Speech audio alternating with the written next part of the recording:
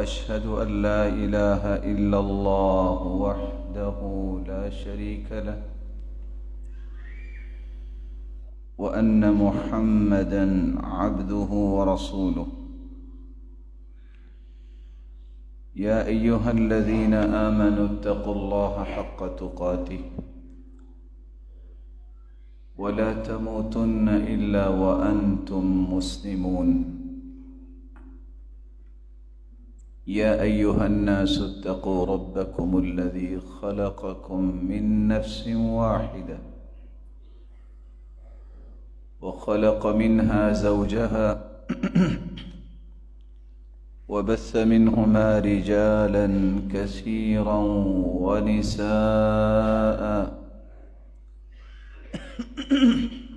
واتقوا الله الذي تساءلون به والأرحام إن الله كان عليكم رقيبا. يا أيها الذين آمنوا اتقوا الله وقولوا قولا سديدا يصلح لكم أعمالكم ويغفر لكم ذنوبكم ومن يطع الله ورسوله فقد فاز فوزا عظيما. أما بعد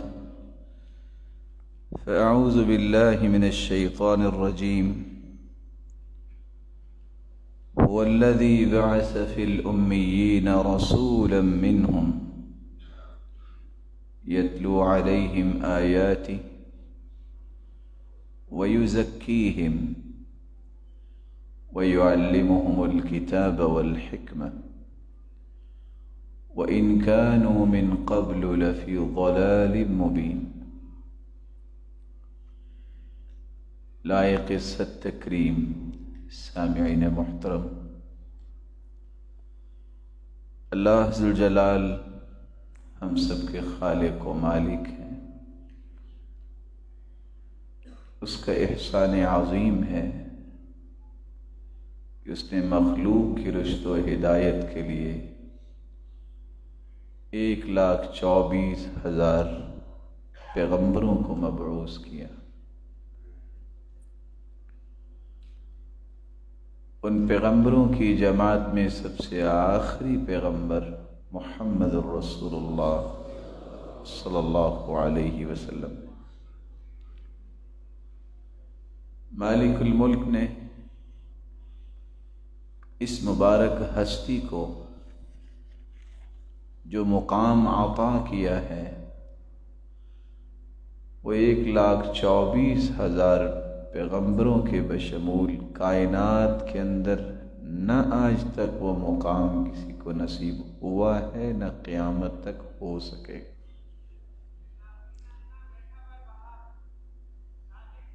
یہ وہ ہستی ہے جس ہستی نے خود فرمایا تھا انا دعوت ابراہیم وآخر من بشر بی عیسی ابن مریم.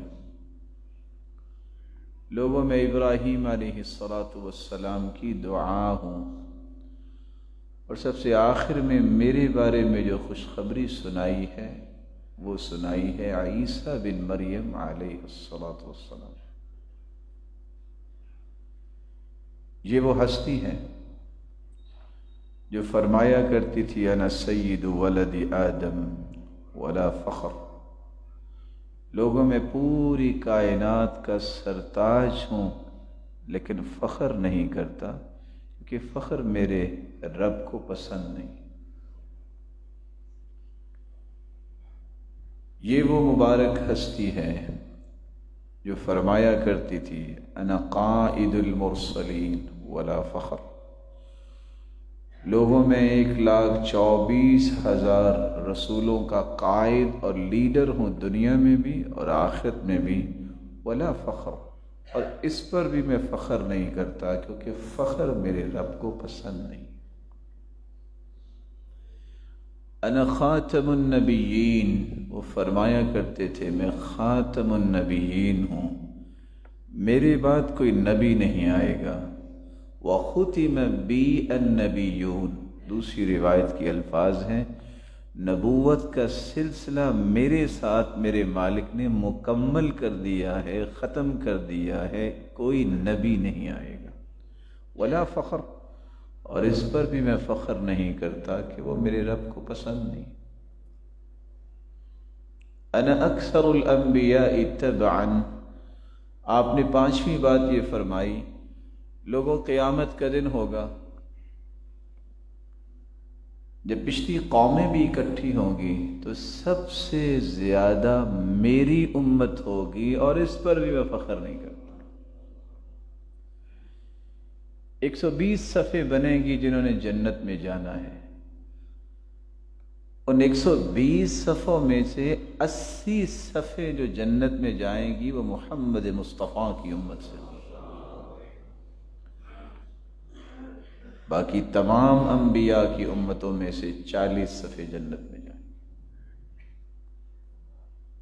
یہ وہ ہستی ہیں جو فرمایا کرتی تھی اعطیت فواتح الکلم، اعطیت جوامع الکلم، اللہ تعالیٰ نے گفتار کی وہ طاقت اور صلاحیت اور کلمات کی وہ لذت و حلاوت اور مٹھاس اگر اللہ نے عطا کی ہے تو مجھے عطا کی۔ جوامع الکلم سے میں نوازا گیا ہوں۔ بات بہت مختصر ہوتی ہے لیکن یوں ہی لگتا ہے کہ مثال شاید بنی ہی اس لیے ہوگی کہ دریا کو کوزے میں بند کر دیا جاتا ہے۔ اعطیت هذه الآیات من آخر سورة البقرہ، میرے مالک نے مجھے ہی عطا کی ہیں سورة البقرہ کی آخری 2 آیتیں، مجھ سے پہلے کسی پیغمبر کو نہیں دی۔ من کنز تحت العرش، اللہ نے اپنے عرش کے نیچے جو خزانے رکھے ہیں ان خزانوں میں سے یہ 2 آیتیں میرے لیے تحفے کے طور پہ پیش کی۔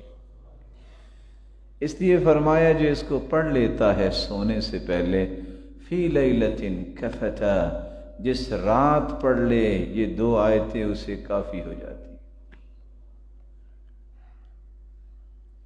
وہ ہستی فرمایا کرتی تھی اعطیت 70,000 يدخلون الجنة بغیر حساب، یہ مجھے ہی میرے رب نے عطا کیا ہے، مجھ سے پہلے کسی نبی کو بھی نصیب نہیں ہوا۔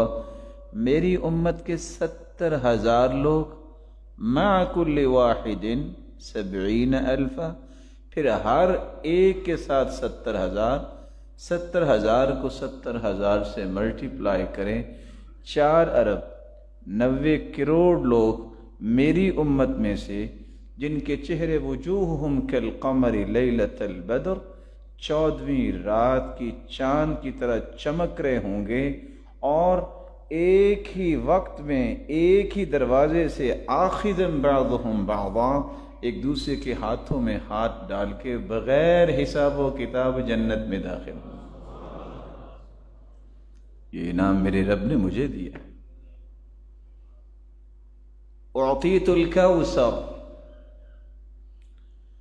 حوض کوثر اللہ نے مجھے ہی عطا کیا ہے، کسی کو نہیں کیا۔ انا فرطکم علی الحوض، میرے صحابہ میں سب سے پہلے حوض کوثر پہ آؤں گا۔ فمن ورد شرب ومن شرب لم یظم ابدا، جو آ گیا اس کو میں پلاؤں گا، جو پی لے گا نہ ختم ہونے والی بعد والی زندگی میں اسے کبھی پیاس نہیں لگے گی۔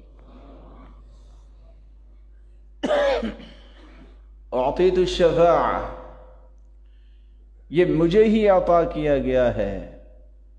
کیا چیز؟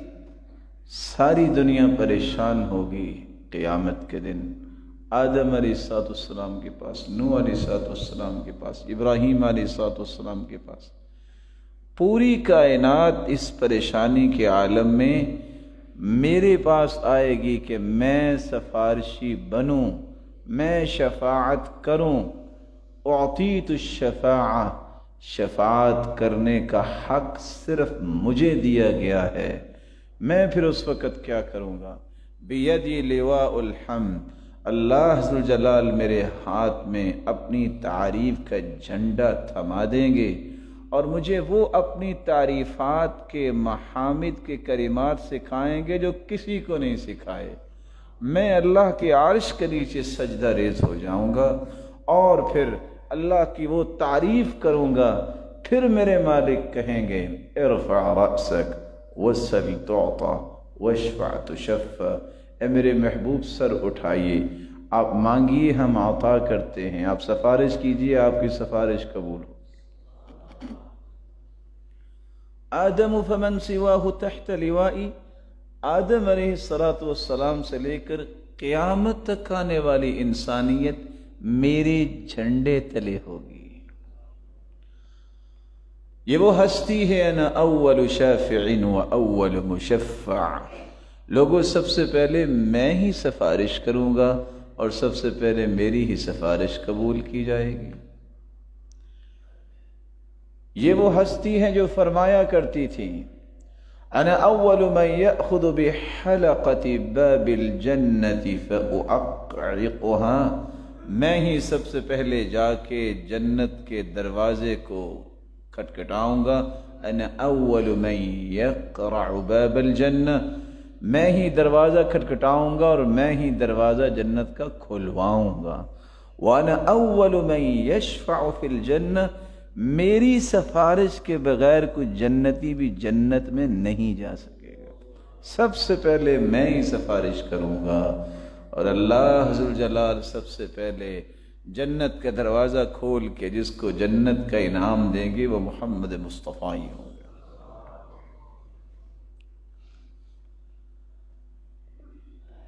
اتنی عظیم ہستی جن کے بارے میں 20 روایات کے وہ مبارک حصے میں نے آپ کے سامنے رکھے. روایات تو لمبی ہیں، میں نے صرف خلاصہ آپ کے سامنے رکھا ہے. دیانتداری سے بتائیے، جس کی شخصیت اور جو ہستی اس قدر عظیم ہو وہی نمونہ ہونی چاہیے نا. وہی اس لائق ہے نا کہ پوری کائنات کے لیے اسے قدوہ رول ماڈل بنایا جائے. اسے ہی انسان اپنی زندگی کا ہدف سمجھے کہ میں نے اس ہستی کے مطابق اپنے آپ کو بنانا ہے. یہی سیرت ہے. سیرت کا معنی یہ ہے، سیرت طریقے کو کہتے ہیں، راستے کو کہتے ہیں. سیرت طیبہ کا معنی یہ ہے کہ اس طرح کی پاکیزہ ہستی جب اللہ نے دنیا میں بھیجی نہیں ہے تو اور کون ہو سکتا ہے جس کو اپنے نمونہ بنائے. اسی پاکیزہ ہستی کو ہی ہر مسلمان کو نمونہ بنانا چاہیے. لَقَدْ كَانَ لَكُمْ فِي رَسُولِ اللَّهِ أُسْوَةٌ حَسَنَةٌ لمن كان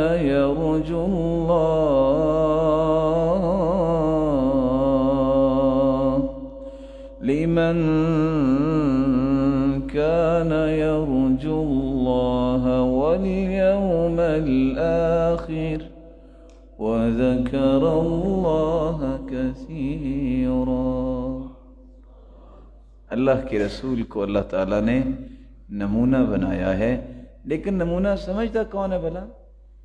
جو اللہ ذوالجلال کو راضی کرنا چاہتا ہے، جس کو آخرت یاد ہے کہ ایک دن آنے والا ہے، مجھے اللہ کے سامنے پیش ہونا ہے. نمونہ وہ لوگ سمجھتے ہیں جس کو اللہ یاد ہی نہیں ہے، جس کو پتہ ہی نہیں ہے کہ قیامت کو کیا ہونے والا ہے. وہ نمونہ کیسے سمجھے گا؟ اللہ تعالیٰ نے تو فیصلہ کر دیا تھا. وَمَا كَانَ لِمُؤْمِنٍ وَلَا مُؤْمِنَةٍ إِذَا قَضَى اللَّهُ وَرَسُولُهُ أَمْرًا أَن يَكُونَ لَهُمُ الْخِيَرَةُ مِنْ أَمْرِهِمْ وَمَن يَعْصِ اللَّهَ وَرَسُولَهُ فَقَدْ ضَلَّ ضَلَالًا مبینا، جس کا تو دعویٰ ہے کہ وہ مومن ہے، وہ مرد ہو یا عورت ہو، اس کا دعویٰ کب ثابت ہوگا؟ مومن اس کو ہی کہتے ہیں کہ جب اللہ کا فیصلہ آ جائے قرآن کی شکل میں، اس کے رسول کا فیصلہ آ جائے حدیث کی شکل میں، پھر وہ اپنی مرضی نہیں کرتا۔ جس نے مرضی کر لی اپنی منمانی کی، اپنی خواہشات کی تکمیل کی، اپنی تمناؤں کو پورا کیا، اس نے نہ اللہ کے رسول کا فیصلہ مانا ہے، نہ اللہ کے فیصلہ مانا ہے۔ اور جس نے اللہ اور اس کے رسول کے فیصلے کو نہیں مانا، اس سے بڑا دنیا میں گمراہ کوئی نہیں ہے۔ اور ایک اگلی آیت جو اس بات کو مکمل کر دے گی، آج آپ نے دیکھا اشتہارات پہ، فلیکسز پہ، بورڈز پہ کیا کچھ لکھا ہوتا، سابقے بھی اور لاحقے بھی، نام سے پہلے بھی کو 5 سے 6 چیزیں لکھی ہوتی ہیں، وہ آپ مجھ سے زیادہ پڑھ سکتے ہیں، اور نام کے بعد بھی لکھی ہوتی ہیں، بلکہ اگر کسی نے کوئی پی ایچ ڈی کی ہے تو وہ بھی لکھا ہوتا ہے۔ جبکہ اللہ عز و جلال نے قرآن مجید میں قسم اٹھائی ہے، اگر اللہ عز و جلال قسم نہ بھی اٹھائیں تو اس سے بڑی سچی بات ہے کسی کی؟ اور اللہ نے مختلف چیزوں کی قسمیں اٹھائی ہیں، یہاں آ کے اللہ نے اپنی کبریائی کی قسم اٹھا لی، اپنی عظمت کی قسم اٹھائی، اپنے تقدس کی قسم اٹھائی، اپنی جلالت کی قسم اٹھائی۔ فَلَا وَرَبِّكَ لَا يُؤْمِنُونَ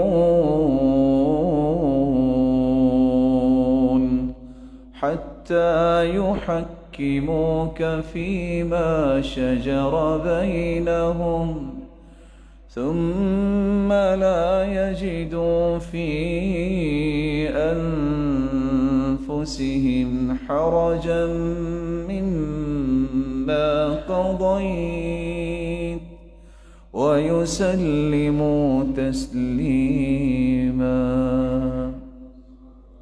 میرے محبوب تیرے رب کی قسم، انداز دیکھیے میرے مالک، میرے محبوب تیرے رب کی قسم، یعنی میرے محبوب مجھے میری کبریائی کی قسم، جب تک تیری بات کو کوئی حتمی بات نہیں مانے گا، مجھے میری جلالت کی قسم، میرے نزدیک وہ مومن نہیں ہوگا۔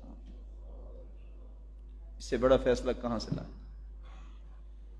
اللہ کے رسول کی بات کو آخری بات، حتمی بات، اٹل فیصلہ، اس کے بعد گنجائش نہ بچے کہ میں نے کسی اور کی بات سننی سمجھنی ہے۔ جب تک اس ہستی کی بات کو آخری بات نہ مان لیا جائے، اس وقت تک انسان مومن ہی نہیں ہوتا۔ پھر آپ نے اللہ تعالیٰ نے 2 کنڈیشنز بیان کی ہیں، وہ کیا ہے؟ حرج مما قضیت، یہ جو بات مانے تو تنگ ہو کے نہ مانے کہ بس مانی پڑے گی، نہیں، دل کی خوشی سے مانے، کیونکہ اطاعت طوعن سے ہے، اور طوعن کا مطلب ہوتا ہے دل کی خوشی سے کسی بات کو قبول کرنا۔ وَيُسَلِّمُ تَسْلِيمًا، ماننے کے بعد گلے شکوے نہ کریں، بس جی حدیث پہ عمل کیا ہے، کرتے ہی ہیں نا آخر، نہیں، یہ میری اور آپ کی سعادت اور خوش نصیبی ہے کہ ہم اللہ کے پیارے محبوب کے طریقوں کو اختیار کرتے ہیں۔ وَيُسَلِّمُ تَسْلِيمًا، اپنے آپ کو سلنڈر کر لیں، نہیں، زندگی کی اثر راحت اور لذت اور مٹھاس ہی اس وقت انسان کو نصیب ہوتی ہے جب وہ رسول اللہ صلی اللہ علیہ وسلم کی سنت کے مطابق گزارتا ہے۔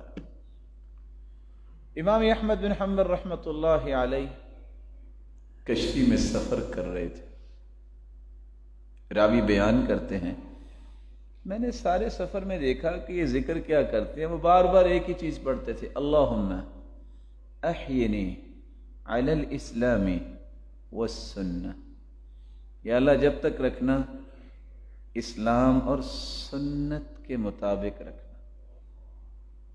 میں نے پوچھا اسلام آگے تو سنت تو آگے، کہتے نہیں، سنت کے بغیر اسلام کا تصور مکمل ہی نہیں ہوتا۔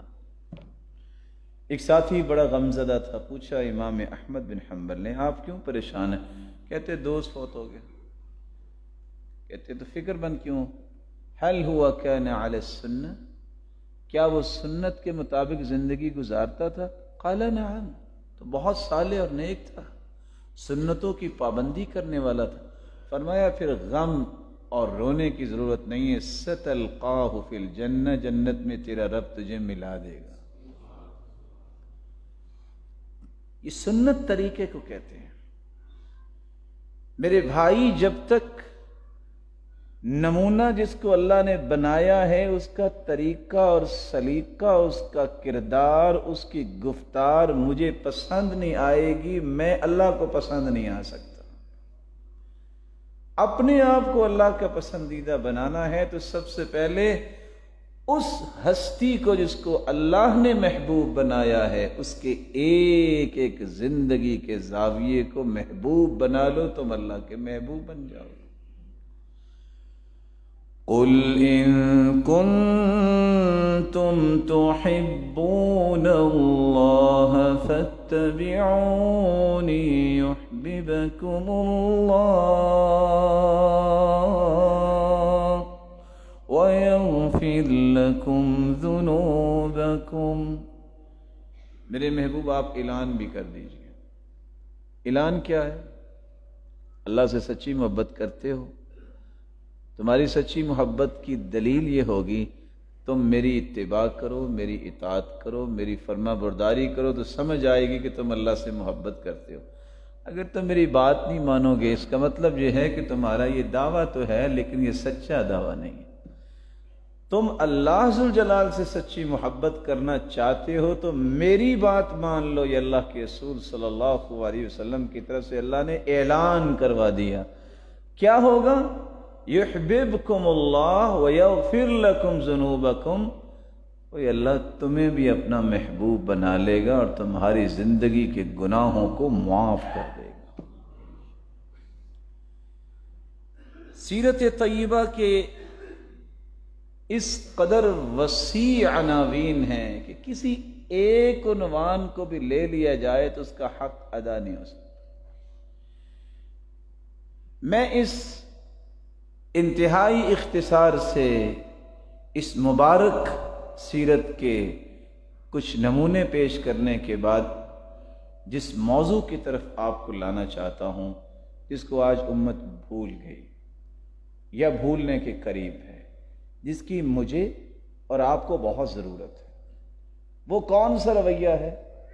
نعرے سب لوگ لگا رہے ہیں، سیرت کو بیان کرنا اس سے بڑی سعادت ہی کوئی نہیں ہے، یہ بھی لوگ بیان کر رہے ہیں، کتابیں چھپ رہی ہیں، تقسیم ہو رہی ہیں، کمپٹیشنز ہو رہے ہیں، بہت عمدہ کام ہے۔ لیکن سیرت کا ایک یہ بھی تو زاویہ ہے کہ اللہ کے رسول صلی اللہ علیہ وسلم نے اپنے صحابہ کی تربیت اور تزکیہ کیا تھا۔ میری اور آپ کی تربیت اور تزکیہ کہاں ہے؟ جب تک یہ پہلو تشنہ رہے گا، میری بات کو یاد رکھیے گا، میں آپ کا بھائی ہوں، جب تک تربیت اور تزکیے کا پہلو تشنہ رہے گا، جتنی بھی تم خوابیں دیکھتے ہو نیکی کی، کبھی بھی یہ پوری نہیں ہو سکی۔ کیا تربیت تھی ان صحابہ کی؟ اسلام سے پہلے لوگ ان کو برائی کا مخزن کہتے تھے، لیکن اسلام قبول کیا اور رسول مقبول صلی اللہ علیہ وسلم نے تزکیہ کیا، ان کی تربیت فرمائی، پھر ان کی حالت کیا ہو گئی؟ ادھر جان نکل رہی ہے اور وہ کیا کہہ رہے ہیں صحابی؟ فزت ورب الکعبہ، اللہ کی قسم میں کامیاب ہو گیا۔ یعنی میں اس کلمے پہ حیران ہوں کہ میرے مالک نے اپنے محبوب کو ساتھی کتنے پیارے دیے تھے۔ جان نکل رہی ہے، یہاں جان نکل رہی ہو، وہاں قرآن مچا ہوتا ہے، کیا ہو گیا؟ اور وہ کیا کر رہے ہیں؟ فزت ورب الکعبہ، اللہ کی قسم کامیاب ہو گیا۔ سامنے دشمن ہیں اور پتہ ہے کہ اگلے چند لمحات کے بعد ٹکڑے ہو جائیں گے، اور وہ کہہ رہے ہیں واہن لریح الجنہ، پیچھے ہٹ جاؤ، مجھے تو یہاں سے جنت کی خوشبو آ رہی ہے۔ وہ کیسے لوگ تھے؟ تزکیہ اور تربیت کی روشنی میں انہوں نے زندگی گزاری۔ تو حالت کیا ہے؟ بھوک لگی ہوئی ہے، جہاد ہو رہا ہے، جلدی سے ایک کھجور نکالی، دوسری نکالنے لگے اور کہتے ہیں چھوڑو، باقی جا کے جنت ہی کھائیں گے۔ یہ وہ راز ہے، جب تک میں اور آپ نہیں سمجھیں گے میرے بھائیو، اس وقت تک ہماری زندگیوں میں لذت نہیں آئے گی۔ آپ صلی اللہ علیہ وسلم نے تربیت اور تزکیہ کیسے کیا؟ مجھے اور آپ کو کس بات کی ضرورت ہے؟ سب سے پہلے 5 چیزیں ہمیں یاد رکھنی چاہیے۔ تزکیہ کا مطلب کیا ہوتا ہے؟ سنوارنا، عمدہ بنانا، خوبصورت بنانا، ایکسیلنس کے درجے پہ اپنے آپ کو لے جانا، پیوریفیکیشن کرنا۔ کس چیز کی؟ فکر کی، ارادے کی، قول کی، عمل کی، معاشرے کی۔ جب تک میرا فکر پاک نہیں ہے، میرے افکار اور تصورات اور نظریات پاکیزہ نہیں ہیں، میرا تزکیہ نہیں ہو سکتا۔ میرے فکر میں کیا ہونا چاہیے؟ انت مقصودی ورضاؤک مطلوبی، میرے مالک، میری زندگی کا ایک ہی مقصد ہے کہ میں نے تجھے راضی کرنا ہے، اس پہ میں اپنے فکر کو اور اپنے عمل کو چلاؤں گا، اس سے بڑی سعادت ہی کوئی نہیں۔ میرے ارادے اور نیتیں، ہر وہ ارادہ، ہر وہ نیت، ہر وہ تخیل، ہر وہ تصور، ہر وہ نظریہ جو شریعت کے مخالف ہے، جو شریعت کے متحارب ہے، جس کے اندر فساد ہے، میں زندگی میں ایسا ارادہ نہیں کروں گا، میں ایسی نیت نہیں بناؤں گا۔ میں صرف وہ ارادہ کروں گا جس سے رب راضی ہو، میں صرف وہ نیت کروں گا جس سے میں اللہ کا محبوب بن جاؤں، میں اللہ کے قریب ہو جاؤں، میں معاشرے کے لیے بہترین انسان بن کے دکھاؤں، میں بڑے کا احترام کرتا نظر آؤں، چھوٹے پہ شفقت کرتا نظر آؤں، خیر خواہی کا نمونہ بنتا رہوں، اللہ کے ذکر اور اللہ کے شکر کو اپنی زندگی کا یہ سلوگن بناؤں، اور مجھے دیکھ کے کم از کم کسی غیر مسلم کو یہ پتہ چلے کہ مسلمان اس کو کہتے ہیں، کسی غیر مسلم کو یہ تمنا پیدا ہو یہ کتنا خوبصورت اسلام ہے، یہ تو مجھے بھی قبول کرنا چاہیے۔ یہ وہ صلاحیت اللہ کے رسول نے صحابہ کرام کے اندر پیدا کی۔ رذائل جتنے تھے، غلط عادات جو تھی وہ ختم کی اور اوصاف حمیدہ ان میں بھر دیے۔ قرآن اس لیے کہتا ہے یبدل اللہ سیئاتہم حسنات، اللہ ذوالجلال نے ان کے گناہوں کو نیکیاں بنا دیا، بلکہ اس قدر ان کو پاکیزہ بنایا کہ ان کی ہر سوچ نیکی کا روپ دھارنے لگ گئی۔ اور یکفر عنہم سیئاتہم، جہاں ان کے گناہوں کو معاف کیا وہاں گناہوں کی سوچوں کو بھی ان سے دور کر دیا۔ اللہ یہ تربیت میری اور آپ کی بھی فرمائے۔ تربیت اور تزکیے کا معنی یہ ہے جہاں میرا فکر پاک ہونا چاہیے، جہاں میرا دل پاک ہونا چاہیے، وہاں میرے اقوال، میری باتیں بھی ہر قسم کی لچر گفتگو سے پاک ہونی چاہیے، گالی، لعنت اور غیبت اور چغلی سے، بہتان سے پاک ہونی چاہیے۔ وہاں میرے اعمال بھی پاکیزہ ہونے چاہیے، سنت کے مطابق ہونے چاہیے، اس کے اندر کوئی آمیزش نہ ہو۔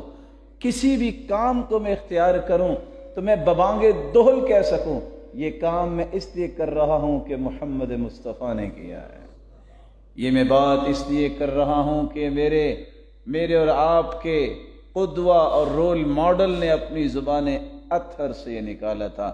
جب یہ ہدف ہوگا تو پھر میرے بھائی اللہ کی قسم آپ سے بڑھ کے کوئی زندگی کی لذتوں کو حاصل کرنے والا کوئی نہیں ہوگا۔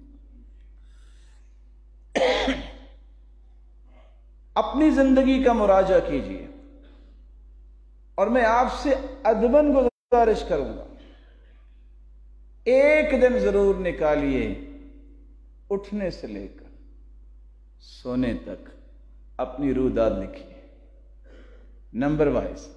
ہو سکتا ہے کوئی 150 کام آپ نے کیے، آپ اٹھ کے گئے، کسی سے بات کی، کیا بات کی، اور ایک دن نکال کے اس پوری گفتگو کو خود پڑھنا، یہ میں نے کہا تھا، صحیح کہا تھا، یہ میں نے کیا تھا، اس کی کوئی دلیل ہے، یہ میں نے سنا تھا، یہ سننا مجھے چاہیے تھا، یہ میں نے مذاق کیا تھا، یہ حق بنتا تھا۔ ایک دن زندگی میں آپ نکال لیں، آپ کو ستارے نظر آ جائیں گے کہ آپ کہاں کھڑے ہیں۔ اور تربیت ہوتی اس طرح ہے، میں اگر آپ کا محاسبہ کروں، آپ میرا کریں، تو لڑائیاں ہوتی ہیں۔ محاسبہ وہی ہے جو میں اپنے دل کی کھڑکیوں میں چھپ کے اپنے دل کو جھانکوں کہ اس میں کیا کیا چھپا ہے۔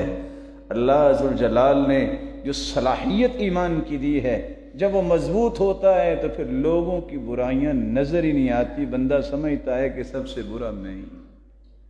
طوبیٰ لمن شغلہ عیوبہ عن عیوب الآخرین، خوش نصیب وہ ہے کہ لوگوں کی برائیاں نہیں کرتا، وہ اپنے گناہوں کی اصلاح کرتا رہتا ہے۔ خوش نصیب وہ نہیں ہے جو تانے دیتا رہے، جو غیبتیں کرتا رہے، جو لانتا نہیں کرتا رہے، جو بہتان باندھتا رہے، کبھی اس کے کیڑے نکال، کبھی اس کو کہے، کبھی اس کو کہے۔ اگر اتنی صلاحیت اصلاح پہ لگ جائے تو معاشرے میں کتنی اصلاح ہو جائے۔ ہم کیوں اس زاویے کو زیادہ مضبوط کرتے ہیں؟ پازیٹیو تھنکنگ انسان کی اللہ تعالیٰ نے دائیں طرف رکھی ہے، نیگیٹو تھنکنگ بائیں طرف ہے۔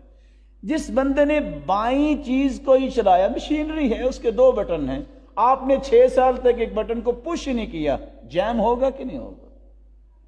آپ نے کبھی پازیٹیو تھنکنگ کی طرف گیا ہی نہیں ہے کہ نہیں، کبھی کہنا بھی چاہیے مجھ سے اچھا ہے، وہ مجھ سے زیادہ پڑھا لکھا ہے، مجھ سے زیادہ نیک ہے، شاید مجھ سے زیادہ وہ کام کر رہا ہے۔ یہ وہ راز تھا جو صحابہ کو سمجھایا۔ تقوی کی تعریف یہ تو کرتے ہیں لوگ گناہ سے بچنا، یہ تو کرتے ہیں لوگ چھوٹے بڑے گناہ سے بچنا، یہ تو تقوی کی تعریف کرتے ہیں اللہ سے ڈرنا، یہ تو تقوی کی تعریف ہے قرآن پہ عمل کرنا، یہ تو تعریف ہے کہ جتنا ملے اس پہ قناعت کرنا، یہ بھی تعریف ہے تقوی کی کہ آخرت کی تیاری کرنا۔ ایک تعریف امام بغوی نے بھی پیش کی ہے، ذرا اکیلے بیٹھ کے اس کو بھی چیک کیجئے گا۔ تقوی اصل یہ ہے، جب تک میں اور آپ دوسروں کو اپنے سے اچھا نہیں سمجھتے، ہم تقوی کی اس بلندی تک پہنچ ہی نہیں سکتے۔ کون ہے عبد الرحمن بن عوف؟ عالمی منڈی میں صف اول کے تاجر۔ کون ہیں؟ 10 مبشرہ میں سے جن کو جنت کی بشارت مل چکی، لیکن ان کے سامنے سعد رضی اللہ تعالیٰ عنہ کی بیٹی آتی ہے، وہ رونے لگ جاتی، کہتے ہیں یہ اس شخصیت کی بیٹی ہے، ہوا خیر منی، جو مجھ سے اچھا تھا۔ ہماری ساری زندگی جو ہے وہ ذبح ہو جاتی ہے یہ ثابت کرتے کرتے میں اچھا ہوں، میں اچھا ہوں، وہ اچھا نہیں ہے۔ صحابہ کی ساری زندگی یہ لگی کہ ہم نے خود بھی اچھے بننا ہے، دوسروں کو بھی بنانا ہے۔ ہماری زندگی کی اہداف ہی مختلف ہیں، ہماری چاہتے اور نیتیں یہ ہیں میرا نام ہو، میرا نام ہو۔ اور صحابہ اور تابعین کی یہ چاہت ہوتی تھی ہمارا نام نہ آئے، کام ہو جائے۔ ہماری ساری صلاحیتیں اس بات پہ لگتی ہیں کہ فلاں کو میں نے قریب نہیں آنے دینا۔ صحابہ کی یہ خواہش ہوتی تھی میری جان جاتی ہے تو جائے پہلے اس کو پانی پلا دو، پہلے اس کا خیال کرو، نہیں پہلے اس کی خیر خواہی ہونی چاہیے۔ جب اہداف مختلف ہوتے ہیں تو نتائج بھی تو مختلف ہی ہوں گے۔ اللہ ذوالجلال میری اور آپ کی تربیت فرمائے۔ اس تربیت کے لیے کچھ اصول اور ضابطے ہیں، میں کچھ 4 سے 5 اصول ہی آپ کے سامنے رکھ سکوں گا۔ پہلا اصول یہ ہے، جس کے پاس صحیح علم نہیں ہے اس کی تربیت نہیں ہو سکتی۔ بینگ اے مسلم، اللہ کے رسول صلی اللہ علیہ وسلم نے ہمیں ایک دعا سکھائی ہے، صبح کی نماز پڑھیں اور نماز پڑھنے کے بعد اذکار کریں اور ایک دعا کریں۔ مجھے امید ہے کہ آج آپ نے وہ دعا کی بھی ہوگی۔ اللہم انی اسألک علما نافعا ورزقا طیبا وعملا متقبلا یہ دعا زندگی اور آخرت دونوں کو جمع کرنے والی ہے۔ اللہ معرفت وہ دے، علم وہ دے جس کا مجھے نفع ملے، میری بیوی کو نفع ملے، میرے بچوں کو نفع ملے، میرے گھر کو، میرے خاندان کو، میرے قبیلے کو، میری بستی، میرے شہر کو، اور میرے معاشرے اور میری قوم و ملت کو۔ اللہ رزق وہ دے جو پاک رزق ہے، اور آخری بات، ان دونوں سے بڑی بات، اللہ عمل وہ کروانا جو تیری بارگاہ میں قبول ہو جائے۔ سچ بتائیے کوئی چیز بچی؟ معرفت یہ انسانی زندگی کی وہ ترقی کے منازل ہیں۔ حلال لقمہ، اس سے بڑا نیک بندہ ہی کون ہے جو حلال کھاتا ہے، اور عمل قبول ہو جائے، اس سے بڑی سعادت ہی کونی ہے جس کو یہ تینوں نعمتیں مل جائیں۔ دیانتداری سے بتائیے، جس بیچارے کمزور مسلمان کو پتہ ہی نہیں ہے کہ یہ دعا بھی پڑھنی ہے، وہ تربیت کی امید کر سکتا ہے؟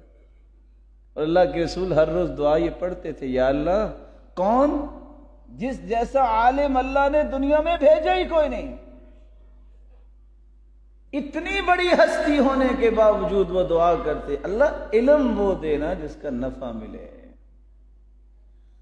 اللہ، اس سے بڑی پاکیزہ اور معصوم ہستی اللہ نے بھیجی کوئی نہیں۔ اور وہ کہتے تھے، یا اللہ، حلال مال دینا، پاکیزہ مال دینا، حرام کے قریب نہ جانا۔ دیانتداری سے بتائیے، اگر اللہ کے پیارے پیغمبر کے بھی اعمال اللہ کو پسند نہیں آئیں گے تو کس کے آئیں گے؟ لیکن دعا کیا کر رہے ہیں؟ امت کو کیا سکھا رہے ہیں؟ یا اللہ، عمل وہ کروانا جس کو تو قبول کر لے۔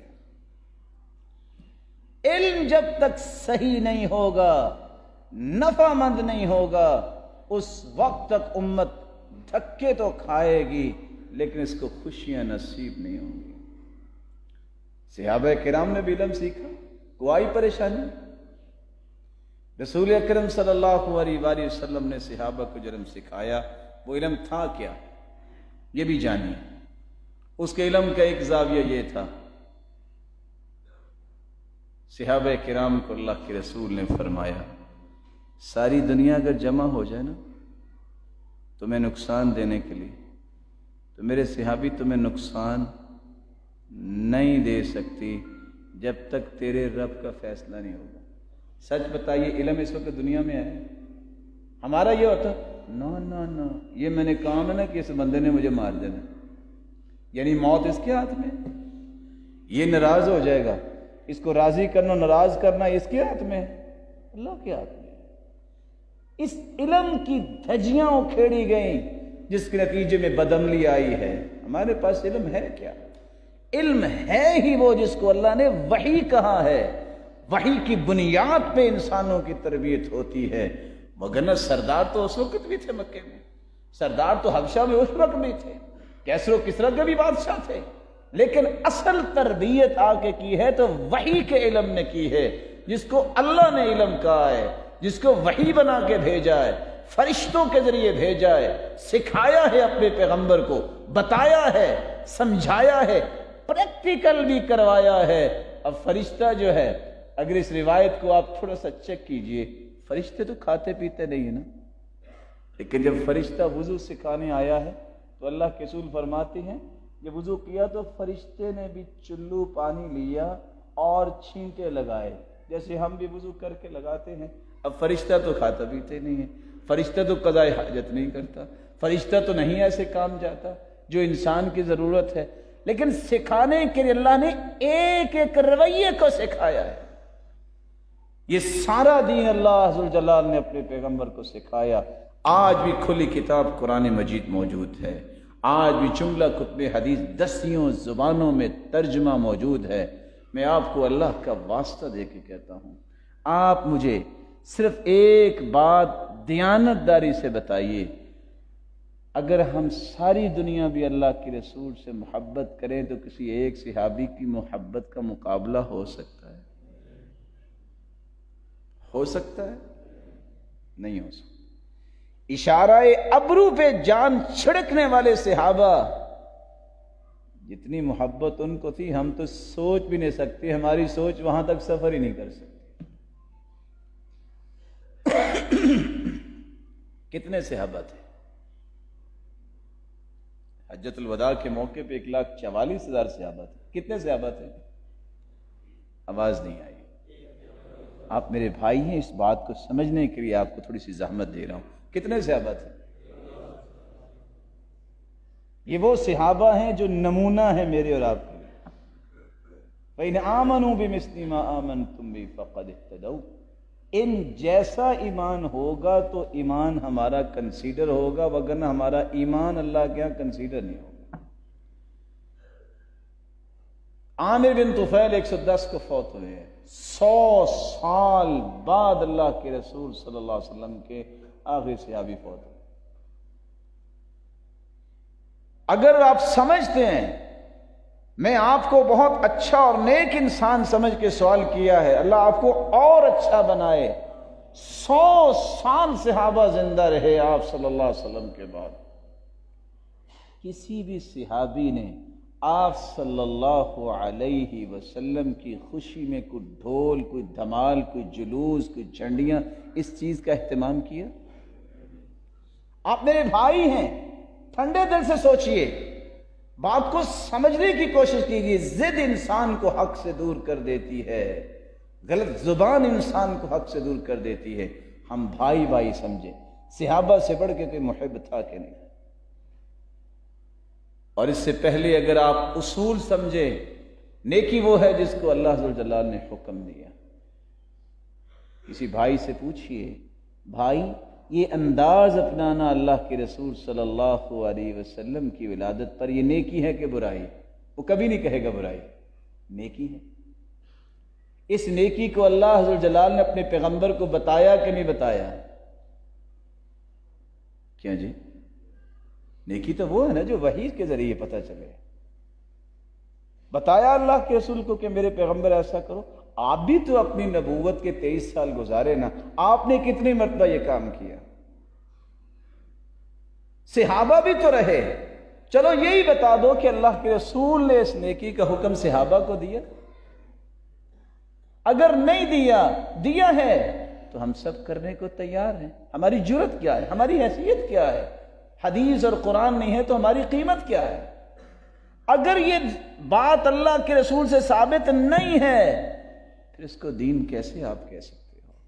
اللہ سے پھر ڈر جانا چاہیے، اللہ کے پیارے پیغمبر کا طریقہ اختیار کرنا چاہیے۔ پوچھا آپ سوموار کو روزہ کیوں رکھتے ہیں؟ فرمایا فیہ، یہ وہ مبارک دن ہے جس میں میں پیدا ہوا، یہ وہ دن ہے جس میں میرے اعمال پیش ہوں گے۔ ہر شخص کے اعمال پیش ہوتے ہیں، اور میں چاہتا یہ ہوں کہ میرے اعمال میرے رب کے پاس جائیں تو میں روزے کی حالت میں۔ آپ کتنے خوش نصیب ہیں مسجد میں بیٹھے، لیکن کتنے لوگ جو ہیں وہ نیکی کا نام لے کے جمعے سے بھی محروم ہوں گے۔ یہ علم کی اصل بات ہے۔ علم اس کو کہتے ہیں جو وحی سے ثابت ہو، وحی قرآن کو کہتے ہیں، وحی حدیث کو کہتے ہیں۔ جو علم اللہ کی طرف سے نہیں آیا وہ تمہیں اللہ سے نہیں جوڑے گا، جو اللہ کی طرف سے علم آیا وہ تمہیں اللہ کے قریب کرے گا۔ اس لیے دعا یہ کیا کرے، اللہم انی اسألک علما نافعا، اے اللہ مجھے نفع مند علم عطا فرما جو تو نے انبیاء کو، صحابہ کرام کو عطا فرما۔ ورزقا طیبا، اللہ پاکیزہ رزق دے۔ آپ نمازی بیٹھے ہیں، ویسے سچ بتائیے گا آپ کی غیرت گوارا کرتی ہے کہ آپ اپنے بھی کسی شادی پہ بھی موسیقی یا ڈھول یا دھمال ڈالیں؟ بولیے۔ تو پھر اللہ کی اس مبارک، اس پسندیدہ اور محبوب کے نام پہ اس طرح کی برائی ہو تو برائی بڑی ہوگی کہ چھوٹی ہوگی؟ سوچئے تو صحیح۔ جس پیارے پیغمبر نے فرمایا تھا میں تو کوبہ یہ ڈھول توڑنے آیا ہوں، جس پیغمبر نے فرمایا تھا کہ جس قوم کے اندر فحاشی اور یانی آ جائے، جس پیغمبر نے فرمایا تھا مغنیات گانے والی آ جائیں اور اس طرح کی چیزیں آ جائیں، وقت ایسا آئے گا یجعلہم اللہ قردۃ وخنازیر، اللہ کسی کو بندر بنا دیں گے، کسی کو خنزیر بنا دیں گے۔ اس پیغمبر کی خوشی کو اس انداز سے منانا کہ اسی کی نافرمانی کر کے، اللہ عز و جلال مجھے سیدھا راستہ نصیب فرمائے۔ رسول اکرم صلی اللہ علیہ وسلم نے جو علم دیا اس کی حفاظت بھی کی۔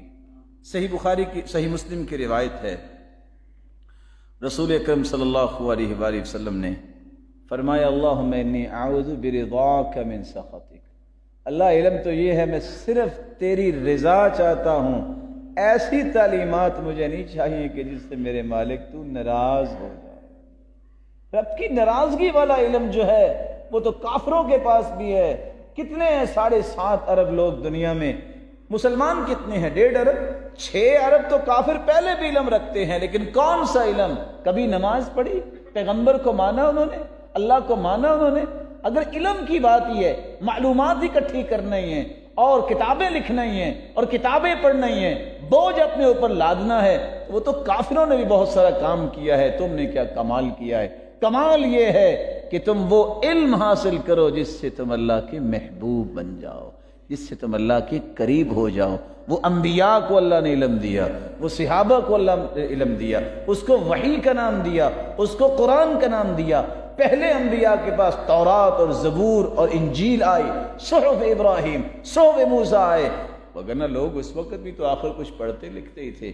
اصل علم وہ ہے جس کو وحی کا علم کہتے ہیں۔ اللہ یہ علم ہم سب کو نصیب فرما دے۔ رسول اکرم صلی اللہ علیہ وآلہ وسلم نے ایک اور بات بھی سمجھائی، علم وحی کا وہی ہوتا ہے جو مستند ہو، وحی میں لکھا ہوا نظر آئے۔ اب صحیح بخاری کی روایت اب تھوڑا سا اندازہ کیجئے گا، رسول اکرم صلی اللہ علیہ وآلہ وسلم نے صحابی کو دعا سکھائی، 247 صحیح بخاری کی روایت، آپ بھی پڑھتے ہوں گے، اللہم اسلمت وجہی الیک وفوضت امری الیک والجأت ظہری الیک لا ملجا ولا منجا منک الا الیک آمنت بکتابک الذی انزلت، اور سکھایا کیا؟ وبنبیک الذی ارسلت۔ صحابی دعا پڑھ رہے ہیں، ساری دعا صحیح پڑھی ہے، فرمایا وبرسولک الذی ارسلت۔ نبی اور رسول میں کیا فرق ہے؟ بعض لوگ کہتے ہیں کوئی فرق نہیں، بعض کہتے ہیں نبی اس کو کہتے ہیں جو نئی شریعت لے کے آئے، رسول اس کو کہتے ہیں جو پرانی شریعت کو لے کے چلے، اور بعض نے کہا دونوں کا معنی ایک ہے۔ آپ صلی اللہ علیہ وسلم نے پھر روکا، کہا نہیں، وَبِنَبِيِّكَ الَّذِي أَرْسَلَ، تمہیں اتنی بھی اجازت نہیں ہے کہ نبی کی جگہ پہ رسول کا لفظ استعمال کرو۔ جب اتنی اجازت اللہ کے رسول نے نہیں دی تو اس میں اضافے کرنے کی اجازت مجھے اور آپ کو کون دے گا؟ صحابی نے صرف قرآن پڑھا ہے، قرآن ہی پڑھا ہے، انما الصدقات للفقراء والمساکین، سلسلہ صحیحہ کی روایت ہے 2237۔ اللہ کے رسول کے صحابی جنہوں نے صحیح علم سیکھا تھا کہتے رک جاؤ، ما هكذا اقرأنیہ النبی صلی اللہ علیہ وسلم، یہ قرآن اس طرح میرے محبوب نے مجھے نہیں پڑھایا۔ اچھا کیسے پڑھایا ہے؟ پھر بھی قرآن ہی پڑھا ہے، اسی آیت کو پڑھا ہے، انما الصدقات للفقراء والمساکین۔ جو صحابہ اتنی مد کی کمی برداشت نہیں کرتے تھے، آج وہ منہج کہاں چلا گیا ہے؟ کیا کچھ نہیں ہو رہا اور کسی کو پرواہ کوئی نہیں۔ اللہ مجھے وہ علم عطا فرما جو نفع مند علم ہے، اللہ مجھ سے وہ کام کروا جس سے تو راضی ہو جا۔ رسول اکرم صلی اللہ علیہ وآلہ وسلم نے تربیت کی علم کے بعد، آپ صلی اللہ علیہ وسلم نے دوسرا کام یہ سکھایا کہ آپ اپنی گفتگو اور اپنے اعمال کے زاویے درست کرواتے۔ صحابہ کرام کے گفتگو اور صحابہ کرام کے اعمال کے زاویے درست کرتے۔ آپ کی گفتگو کیسے ہوتی تھی؟ آج طرح طرح کی گالیاں اور طعنے دین سمجھنے والے بھی دے بیٹھتے ہیں۔ مجھے بتائیے رسول اکرم صلی اللہ علیہ وسلم نے اتنی زندگی گزری، کافر اس وقت طاقتور تھے لیکن طاقت کو خاک میں اللہ نے مٹا دیا، لیکن کسی کافر نے ایک بھی آبجیکشن محمد مصطفیٰ پہ لگایا؟ بتائیے، ایک بھی کافر بھی بول کے کہتا تھا یہ جو باتیں تم بتا رہے ہو نا، یہ کسی پیغمبر کی ہو سکتی ہیں، اس پاکیزہ ہستی کی ہو سکتی ہیں، عام بندے کی باتیں نہیں ہیں۔ میری کلام میں جب تک لعنت ختم نہیں ہوگی، میں جب گالی دینا نہیں چھوڑوں گا، میں کسی مسلمان کا دل توڑنا نہیں چھوڑوں گا، میں جب تک کسی کو برا کہنا نہیں چھوڑوں گا، یہ ساری صلاحیتیں میں کسی کو برا ثابت کرنے پہ جو لگاتا ہوں، اگر یہی صلاحیت اس کی اصلاح کے لیے، اس کے لیے دعائیں کرنے کے لیے میں لگاؤں تو پورا معاشرہ خوبصورت بن جائے۔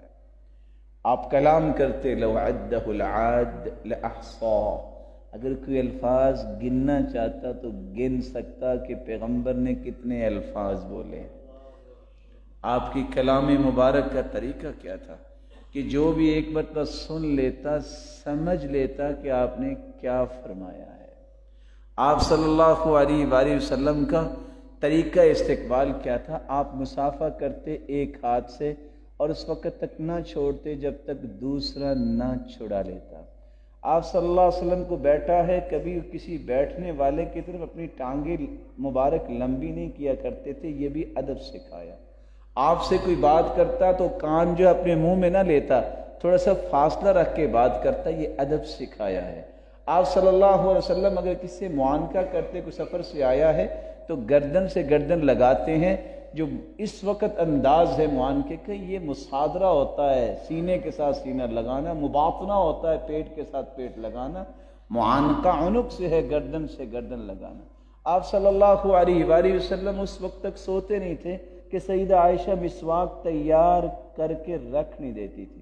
آپ گھر میں داخل ہوتے مسواک کرتے، آپ تہجد کے لیے اٹھتے سب سے پہلے مسواک کرتے، آپ جب بھی کسی بچے کو دیکھتے اس کو پیار دیتے، برکت کی دعا کرتے، اس کو جھولی میں بٹھا لیتے، اور آپ گزرتے گزرتے بچوں کو بھی سلام کیا کرتے، کوئی تکبر، گمنڈ اور غرور قریب نہ آنے دیتے کسی کے۔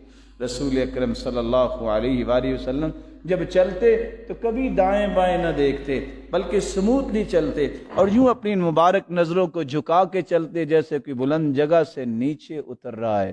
آپ صلی اللہ علیہ وسلم کے صحابہ نے سوال کیا، اللہ کے رسول آپ نے کیا اشارہ کیا تھا؟ فرمایا جب میں نے دیکھا تھا کہ مشرک ایسا ہے تو میرا جی چاہتا تھا کوئی اٹھتا اور اس کو قتل کر دیتا، تو صحابہ نے کہا آپ اشارہ کر دیتے آنکھ سے؟ فرمایا نہیں، انبیاء کی شان آنکھوں سے اشارہ کرنا نہیں ہے، اللہ اس بات کو پسند نہیں کرتے کہ خیانت والی آنکھ ہو۔ آداب سکھائے ہیں، آپ کسی سے بات کریں، کسی کے پاس جانا اجازت لے کے جائیں، اور امام اوزاعی سے پوچھا کسی نے کہ بڑے تو کسی کے گھر اجازت لے کے جائیں، بچے کتنی عمر کے ہوں جب وہ اجازت لے کے جائیں؟ قال 4 سنین، 4 سال بچے کو سکھاؤ بیٹا کسی کے گھر جاتے ہیں تو اجازت لے کے جاتے ہیں۔ رسول اکرم صلی اللہ علیہ وآلہ وسلم نے یہ طریقہ تربیت دیا تھا۔ سب سے پہلے خود کیا، اپنے سارے خاندان کو اکٹھا کیا۔ آج میٹرک میں پاس ہو جائے، 4 لاکھ کا کھانا بناتا ہے صرف بتانے کے لیے کہ میرے بچے نے جو ہے وہ فرسٹ گریڈ حاصل کیا ہے، اے لیول او لیول پاس کر لے تب بھی دعوتیں ہوتی ہیں، حتیٰ کہ ختنے تک کی دعوتیں۔ کبھی اس لیے بھی دعوت کیا کرو جو محمد مصطفیٰ نے کی تھی، یا بنی عبد المطلب انقذوا انفسکم اشتروا انفسکم من النار، اے بنی عبد المطلب اپنے آپ کو جہنم سے بچا لو، یا بنی عبد مناف، اے عبد مناف کے بیٹو، ان کو بھی بلا لیا، پھپھو کو بھی بلا لیا، بیٹی کو بھی بلا لیا، سارے خاندان کو اکٹھا کر کے صرف ایک ہی بات کہی، میں قیامت کو تمہارے کام نہیں آؤں گا، اپنے اعمال درست کر لو۔ بیٹی کو بھی کہا سلینی من مالی ما شئتی، جو چاہتی ہو مانگو، جو میرے پاس ہوا میں دے دوں گا، سأبلھا ببلالھا لا اغنی عنک من اللہ شیئا، میں قیامت کو تیرے کام نہیں آؤں گا۔ زندگی میں ایک مرتبہ تو خاندان کو بلا کے دین کی سچی دعوت پیش کر دو، ایک مرتبہ تو یہ دعوت کرنے کی کوشش کرو۔ بڑی دعوتیں کھائی ہوں گی، آپ نے کھلائی ہوں گی، ایک مرتبہ تو تربیت کے لیے، تزکیے کے لیے کوئی ایسی دعوت کا اہتمام کرو، خاندان کے سارے افراد ہوں اور ان کو پیش کرو۔ یہ اللہ کا قرآن کہتا ہے، یہ اس کے رسول کا فرمان کہتا ہے۔ اللہ مجھے اور آپ کو عمل کی توفیق دے، وما علیہ